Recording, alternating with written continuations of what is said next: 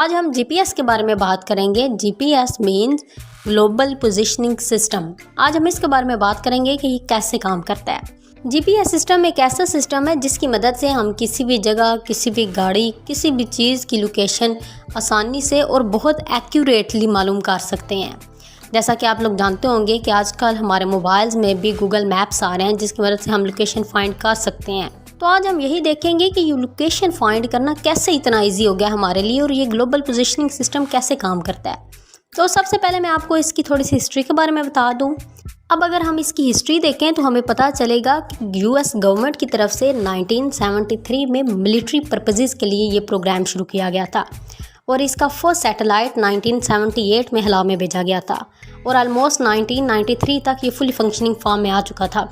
GPS system की fully functioning के लिए 24 सैटेलाइट्स रिक्वायर्ड होते हैं जो कि अर्थ के अराउंड 6 ऑर्बिट्स में रिवॉल्व कर रहे हैं। लेकिन अभी तक हवा में 32 सैटेलाइट्स भेजे जा चुके हैं। इनमें से 24 तो कोर सैटेलाइट्स के तौर पे काम कर रहे हैं जिनका वर्क करना बहुत ज़्यादा ज़रूरी है, जबकि बाकी की जो सैटेलाइट्स हैं वो बैकअप के तौर पे हैं, ताकि उन 24 में से अगर किसी में कोई मसला हो जाए तो वो जो एक्स्ट्रा हैं उनको उस टाइम पे यूटिलाइज़ किया जा सके इमरजेंसी की सिचुएशन में।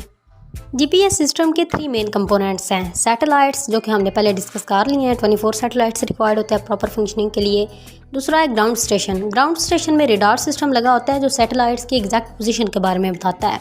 और तीसरा रिसीवर जो हमारे मोबाइल्स वगैरह में भी लगे होते हैं। रिसीवर सैटेलाइट से आने वाले सिग्नल्स को रिसीव करते हैं और उसके बाद उस डाटा को प्रोसेस करके हमें प्रॉपर लोकेशन के बारे में इंफॉर्मेशन देते हैं। जीपीएस सिस्टम ट्रायल इटरेशन वे में काम करता है। ट्रायल इटरेशन का मतलब है कि एक पॉइंट की एग्जैक्ट लोकेशन मालूम करने के लिए मिनिमम 3 सैटेलाइट से डाटा रिसीव होना ज़रूरी है, अदरवाइज उसकी एग्जैक्ट लोकेशन आपको नहीं पता चल पाएगी।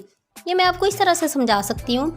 फॉर एग्ज़ाम्पल, आपने उस पॉइंट तक जाना है और आप अपने साथ किसी एक इंसान से पूछते हैं कि मैंने उधर जाना है, तो वहाँ जाते हुए मुझे कितना फासला तय करना पड़ेगा।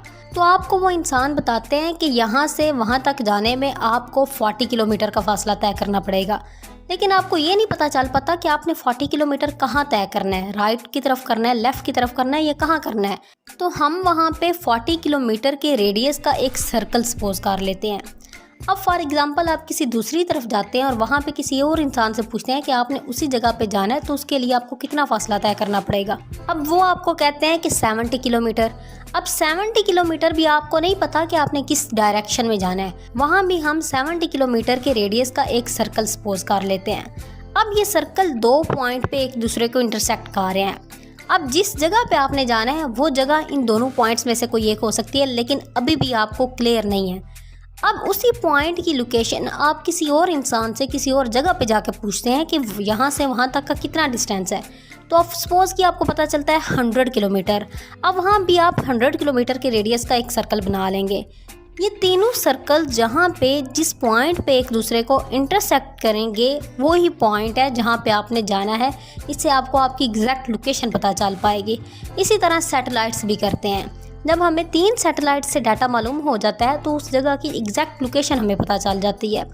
हाँ, लेकिन यहाँ पे एक और चीज़ भी जहन में रखने की ज़रूरत है कि जब आप 3 सैटेलाइट से सिग्नल्स रिसीव करके किसी जगह की लोकेशन मालूम कर रहे हैं तो आपको लॉन्गिट्यूड और लैटीट्यूड के अकॉर्डिंग तो एग्जैक्ट लोकेशन पता चल जाएगी।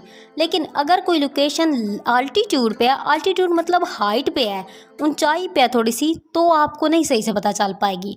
तो एग्जैक्ट लोकेशन मालूम करने के लिए आपको 4 सैटेलाइट से डाटा रिसीव होना ज़रूरी है।